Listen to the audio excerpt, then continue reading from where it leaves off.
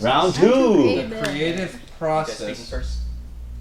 Kinjaz. We're probably gonna be speaking first. For round two. Yeah. Round trois. Round trois. Round two. And fight.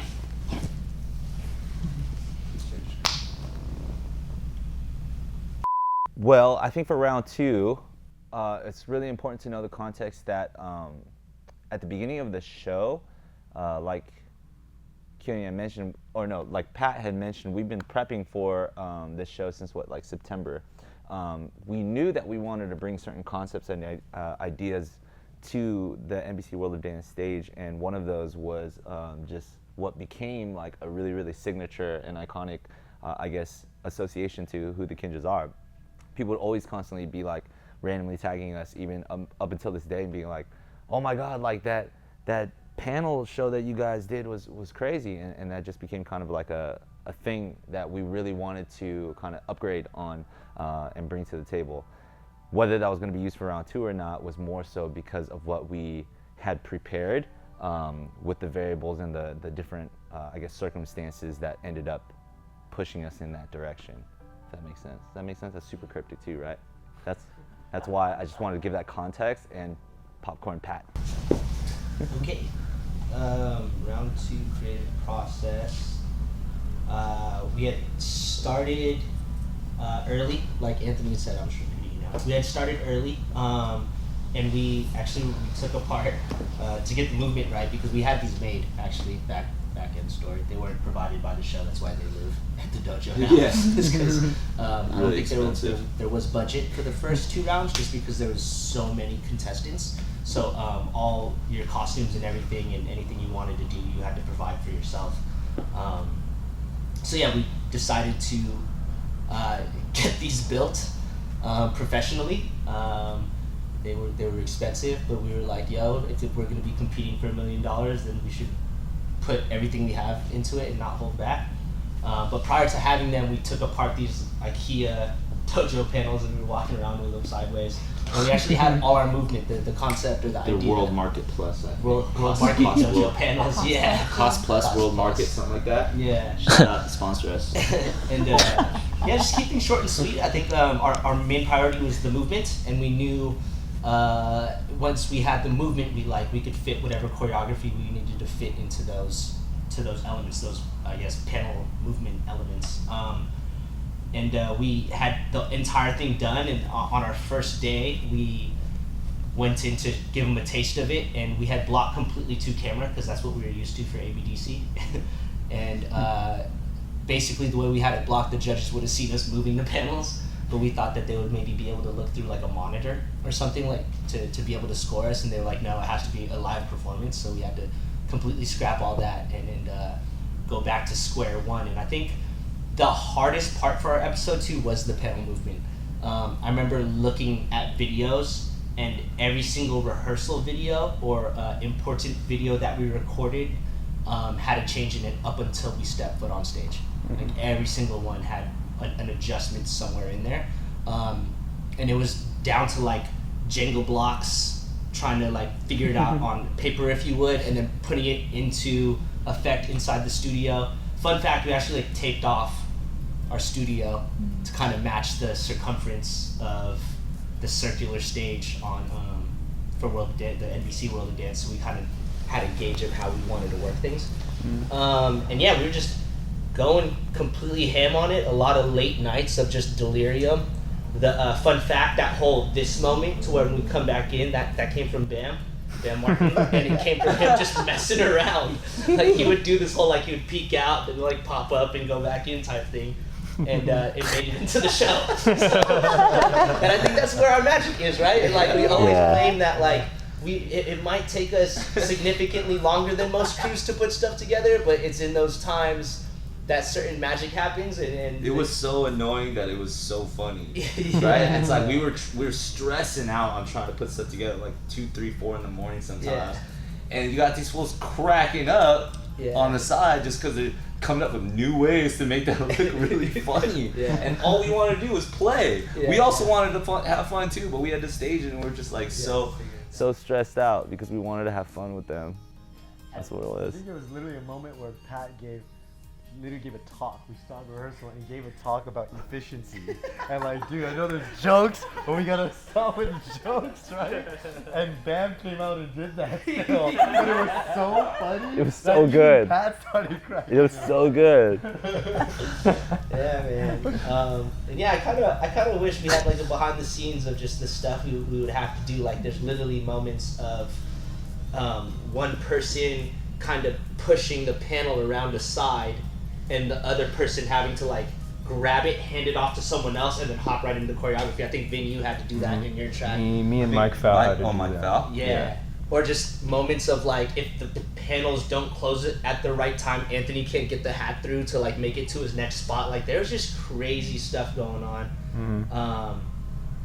And yeah, so that I guess that's part of it. Yeah, and because we had to block it front facing towards the judges, we were worried that everybody in the back, because it was a circular stage, the entire 50% of the audience was just gonna pretty much be asked out, you know what I mean? Which ultimately, for the sake of like the artistry, had to happen, but we were so concerned with how they would feel that we came up with like little choreographical moments, because at the same time we're still running around, and the second you place one, sometimes you're sprinting through other ones and ducking them as they're moving in order to catch the next one. That like, we still tried our best to in motion catch different things, or everybody stop, like acknowledge some stuff. I remember the moment where me and Mike practiced a few times passing each other, grabbing hands and syncing to the sound.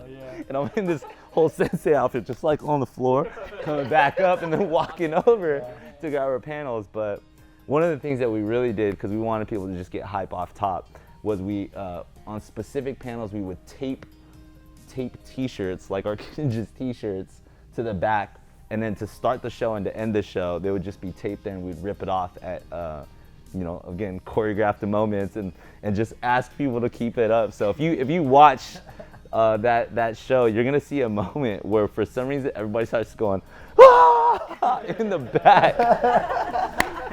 It's during you and villain section. Yeah. And you guys are like exiting or something, and everyone in the back is super screaming. That's literally when we were like, "Come on!" Yeah, we needed the crowd, we needed the energy in that room and the crowd to be hyped, you know, so that even like the judges feel like, oh, everybody likes this. All right, let's go, you know. So yeah, it was mad funny. Shout out to the person that left the YouTube comment that was like, they threw t-shirts at us. Yeah. I think another really important aspect of the episode 2 performance was our music. Troy Boy, producer slash homie slash creative mastermind from the UK, is one of our allies, I would say, and that began years ago. He actually saw one of our videos from 2014, and once we connected through that, we were always just, keeping in touch through videos, but also he was a former dancer, and so he kind of knew about older videos and some of our older work as well, so that connection kind of like grew from there. And then on ABDC, when we first did our dojo panels routine, or the first version of that, we were actually in a kind of a situation where music was last minute, and we were literally like, dang, we don't know what to do. And so we hit up Troy Boy and we were like, would we be able to use like one of your tracks, and could you clear it for us like ASAP? Because that was literally, the ABDC routine was put together in like 2 days, less than 2 days. And so literally that last minute, that night, he was like, okay, we can do, at first we were gonna do FYI, a different track. And then we were already gonna do We're All Good. And then last minute, they're like, oh, there's a sample in that track. So even later than that, we were like, let's do OG. We're like, let's go. Yeah. And so, He was like, this will get cleared for sure, because I made all the sounds in it. Yeah. So that was super last minute, but obviously it ended up being like, you know, one of our most memorable performances. So fast forward, going into this one, we talked to Troy Boy and we were like, would you be down to like make a Kinjaz anthem? And he was like, hell yeah. Oh, bro. Yeah. Oh, bro. It's gonna be sick. So yeah, it was really cool. Like literally, he was like open-minded and cool enough to open up that whole process with us, like straight up, like from the get-go. He was like, how do you want it to sound? Like it was really collaborative. Literally just like you know, give me like adjectives on like what inspirations and what kind of sounds and like shit. And so we literally were going back and forth with sounds to like contour like what this track would end up being like. And I think it was cool. There's actually one moment when we showed the track and we were like, the first version of the track. This is kind of like the early process. When we heard the track, we were all like, dang, we were like, is this a dope track, but is this the right direction? And I remember Ving was like, it just needs instruments. Just wait. It needs instruments. And we were like, okay. And we were like, all right, let's go with it. And we're like, cool. And then when the instruments came, we were like, yeah, holy crap. And it ended up just working out. And so shout out to Troy Boy. Straight up like super homie, super just open-minded creator that's views dance and respects dance beyond just like, hey, be my dancers, but like really sees it as a collaborative artist platform.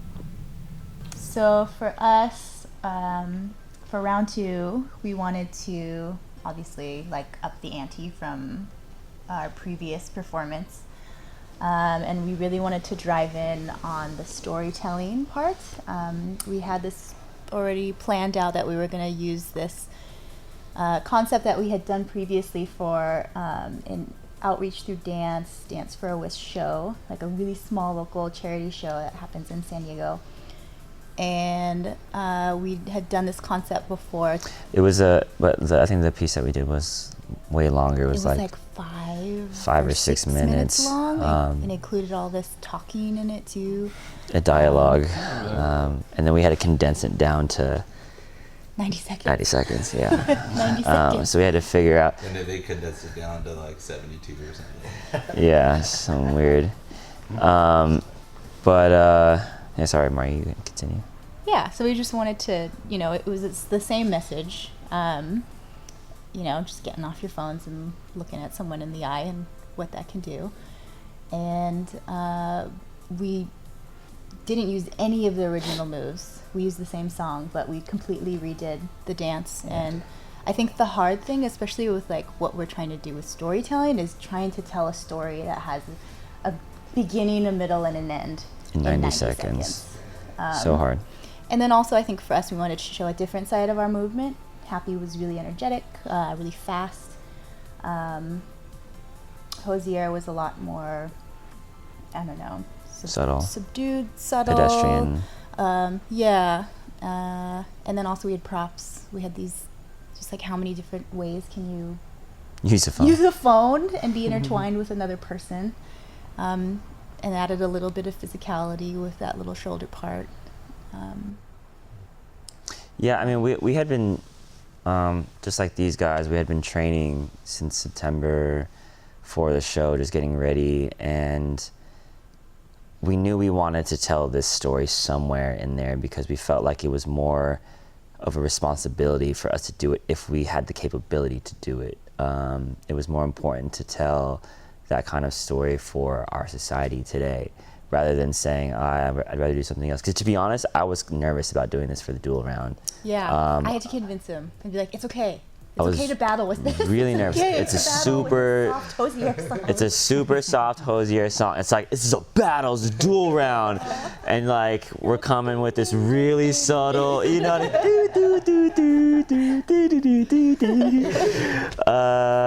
but at the end of the day, Mario was convincing me, and we always came back around to it's more important that we tell this story. It's way more important. It's beyond us. That was kind of a theme, I feel like, for us, just in general during the show. It's like, okay, this message, what's the more important message? And then on top of that, us finding out later that we were going up against really good friends of ours in Quick Style. It's kind of funny how that all happened because after round 1, we had a lot of downtime. Our division was the first one to go. And I think we had maybe like 2.5 weeks of downtime because you guys had to go and the juniors had to go. And so we were chilling in SD. We went back home and we took Quick with us. We were like, yo, you guys want to come kick it? Like, it'd be fun. Just be in their hotel, just like. Yeah, because you're cramped up in this hotel if you're from out of town. Paying for studio space. Yeah. Or you're rehearsing this janky ballroom that's like lopsided and there's no mirrors and it's cold. Yeah. So we brought them with us and they were preparing their second round piece at Building Block, and we were also rehearsing for future pieces. And it was cool because it was an opportunity to like kind of rekindle our friendship because we don't see each other as often because it's obviously international. It's like long stints of seeing each other and then like long stints of not seeing each other. So it was a cool opportunity for us to catch up again and hang out. And then so as soon as we go back to LA, we find out, because we were like, okay, the dual round, they're probably gonna like do it by seeding. Like one's gonna go against eight, you know, like they're gonna do it that way. We had no idea. Like none of us thought that it was gonna be like we're picking or the top seeds get to pick. And so when that started happening, when we all found out, that was a big surprise for us. And then yeah, we were the ones that were left over. And we saw it coming maybe after, I think, so Les Twins picked first, then it was Who did the Fiction. Twins choose again? They chose the tapper, The- Kyle. yeah. and Newkirk. Okay. Yeah. Where was he in the seed?